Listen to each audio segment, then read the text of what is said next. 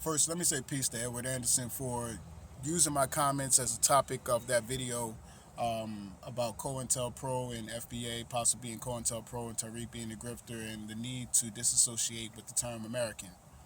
And if I wasn't clear in my comments, which it seems I wasn't from your video, let this video be full clarity. And I'm going to try to make this as succinct, rational, and straight to the point as possible. So, number one, you can look historically and currently when the people are trying to show political culture or showing political, cultural, and social dominance and just ownership of an area, they rename it. Gentrification is a prime example. You can go to, any major American city, and when white folks get there, what do? They rename the areas. I'm from Philly, so there was an area of Philly that is called North Philly that is now currently called Northern Liberties. Why is that? Because the Europeans came in and dominated the area and renamed it.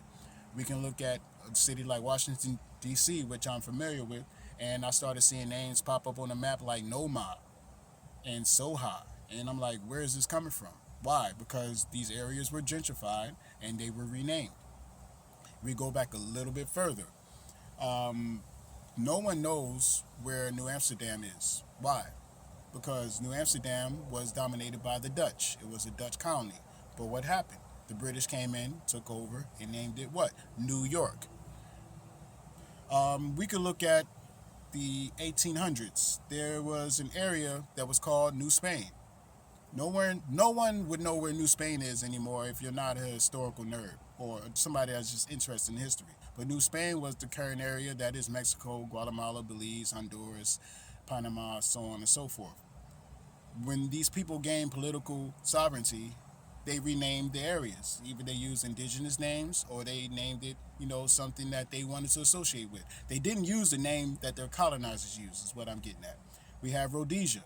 Rhodesia no longer exists. It was named after Cecil B. Rhodes. It is currently called what? Zimbabwe. We have Tanganyika, no longer exists. It's called Tanzania or Tanzania. This is why in South Africa, the most political social forward movement in South Africa is looking to change the name of the country from South Africa, which is a European name, to Tanzania, which is an indigenous name. The indigenous people in the United States do not use American as their terminology for defining themselves. They use it as, an easy way of communicating, but they don't call themselves American. Even if they are indigenous to the land, they were here before the land was called America. They don't use the political term that the colonizers used. This is very basic and simple understanding politically, socially, and culturally. I don't understand why there's confusion with that. Yes, the land is called America, but if you're going to dominate it politically, you don't use the name your colonizer used. Or you're going to disassociate and delineate. Why would you use the name that somebody else imposed on you as it? That makes no sense. It makes none at all. The current country a lot of black folks are running to right now, to travel to Ghana, was called the Gold Coast and was called Slave Coast. Not as the most popular term, but it was known as the Slave Coast. Now it was called the Gold Coast by the British. They renamed it Ghana after an ancient empire that was north of the area. Why? Because they wanted to disassociate with the British colonial rule. I can go on and on and on with these examples, but I'm saying that to say, when you want to disassociate yourself, you use your own name. You don't use the name that a colonizer used. Now, there's a few other points that you made that I want to get into, because I don't want to harp on that too much. This us being American. Now, I think that us being American is a form of being a tether. Why do I say that? Because, yeah, we're American on paper, but in actuality, black folks know we aren't American. That's why we disassociate, and that's why we use Black American instead of just American. That's why we use African American instead of American. That is why all these identity issues are coming up, and I'll give you several facts and examples. What other people in this country that are citizens, quote unquote, need amendments to make them, quote unquote, full citizens? I'll wait. And if anybody doesn't know, that's the 13th and 14th Amendment. And the 13th Amendment has a loophole, which ironically most black folks fell into, or a lot of black folks, especially black men, fell into, which is slavery is abolished, and I'm paraphrasing, except for imprisonment or being going to prison, going to jail.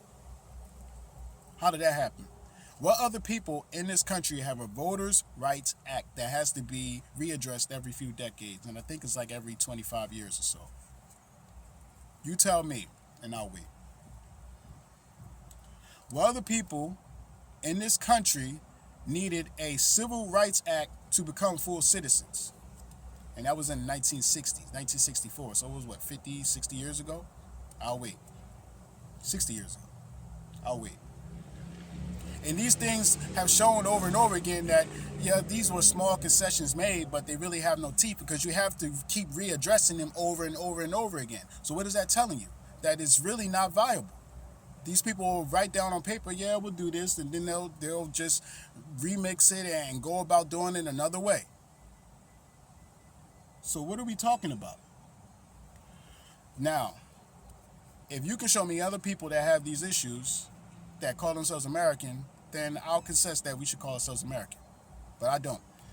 I'll give you the last example. Well, other people have had their names changed from Negro to colored to black and had this placed on birth certificates and political documents like the census. I'll wait. And we know black is a code used from the British by the 1705 British black Virginia black codes.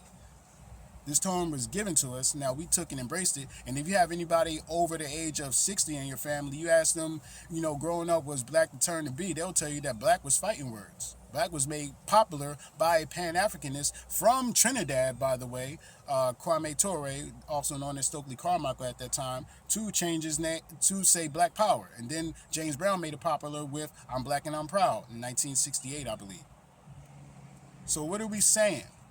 Let's be very clear. I'm for the sake of clarity. I'm not here to create any confusion. And that's what I think a lot of these movements are COINTELPRO, because they're creating confusion. They're creating all kinds of dissension and not for the sake of betterment, but for the sake of just frivolousness and wasting all kinds of. Now, on the issue of immigrants being used to undermine black folks, I will agree, and we can look at that historically and see that that's the truth. We can look at that globally. And former British colonies have always used other people, imported them to undermine the black folks that they stole, or indigenous people that were there, so they could pay them cheaper rates and have them do the same work. This is what Europeans have done globally over and over again. We can look at South Africa, we can look at Kenya, we can look at Uganda, we can look at Jamaica, Trinidad, Tobago, even South America with Guyana. We could look at so on and so forth. I'm saying to say, when black folks no longer work for free or work for dirt rates, they imported Indian people from India to do the work. We could look at the Americas, or North America, United States specifically, when black folks had all the skills and were leaving the South to escape state-sponsored terrorism and harsh economic conditions imposed on them by the country that y'all want to name yourselves after. What did they do? They went to the North, tried to get these jobs and were iced out. The United States started importing people from European areas that were considered less desirable, so they weren't WASP or white Anglo-Saxon Protestants. They were from Italy, they were from Poland, they were from Ireland, Eastern Europe. They started importing these people to whiten the population and to gain those factory jobs that they didn't want to pay black people to do. This is what they do over and over again. We can look at the 1960s when you had the Korean War, when you had massive defection of Europeans, the Vietnam War in the 1970s had massive defection of Vietnamese coming over. Black folks were still going to the North in the second mass migration of black folks from the South to avoid state-sponsored terrorism and economic sanctions imposed on them by the country that y'all want to name yourselves after. What happened? They started giving Koreans those properties that black folks wanted to buy, especially commercial properties, and that's why in the North, where you go to a lot of these areas, Koreans had owned the stores, where formerly so-called the chosen people owned them. And if you know what I mean by chosen people, then you know what I'm talking about. I don't want to say it to get this video blocked because they are the ones that run this platform. They gave them ownership of those stores instead of selling them to black folks primarily, froze us out, and that's why you get Korean stores and Vietnamese and Chinese. And now you see in the North especially, they call them poppy stores. Why? Because a lot of the Spanish-speaking people, half of them which are black, but they don't identify as black, run. So they you have a lot of Dominicans, Puerto Ricans that run these stores, so on and so forth. Why? Because black folks were frozen out. But I said to say this is what the United States does. They're always going to use immigrants to undermine the people that are already here, especially black folks, because they don't want to pay fair rates and they don't want to see any kind of foundation being made by black folks. That's another reason why I have an issue with this foundational black American, but I'll nail that at the end. So that addresses the issue of immigrants. I agree with that. Now, at the same time, delineating from immigrants, especially the smallest population of immigrants, which is Africans, okay, we can do that. That's fine and perfect. I don't have any problem with that. The antagonistic nature of it is simple. Why? Because this is what the United States does. In fact, they don't want to import any radical African people to come here because they'll become radicalized like Fela Kuti. They'll become radicalized like Kwame Nkrumah, who was Pan-African. They'll become radicalized like several early African leaders of these early African nations that gained their gained their independence from colonialism. They don't want that to happen. So what do? They vet people. They make sure, I mean, of course you have to have money to come here, but they make sure that you're politically oriented to come here and understand that these people that are here are to be exploited, to be undermined. You don't want to be a part of them. And I'm not making any excuses for the behavior because we shouldn't accept it either. This is human nature. I call it high school behavior. Nobody wants to be bullied. Everybody wants to, join the bully and be in the in crowd. And currently, we are not in the in crowd, especially in America. America has shown us over and over again that we are here to be exploited and undermined and abused. But this is who we want to name ourselves after, rather than this really truly disassociating and delineating and becoming our own entity thing, nation, etc. and so forth. That's why I think this whole thing is phony and fake. Now, the last issue that I'll address, and I'm trying to make this as short as possible. When we talk about why I say that FBA and ADOS are COINTELPRO. Now, you said that people had issues with what did you say they had issues with? Reparations.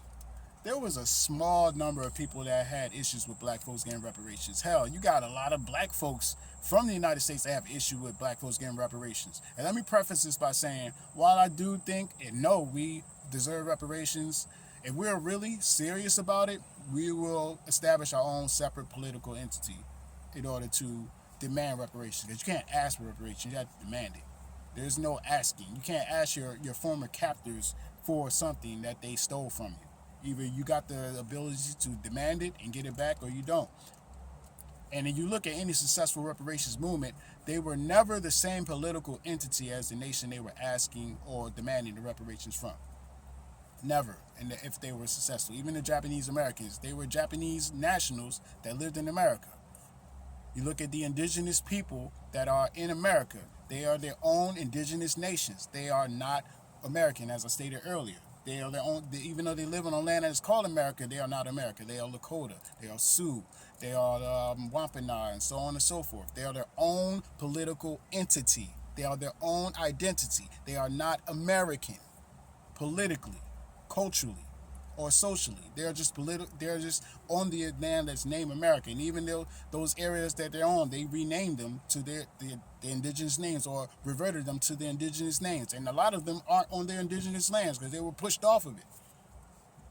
So I say all that to say that that thing about people being against reparations, especially so-called, the immigrants being against reparations, is not true. There was only a handful of people that were against reparations, and that was used as these people are against reparations. They're against our imaginary reparations that we are getting. So we need to delineate. That's distraction, and that's fake. That's phony. That's not real. Now, why I think the FBA and ADOS are COINTELPRO. And I say specifically FBA.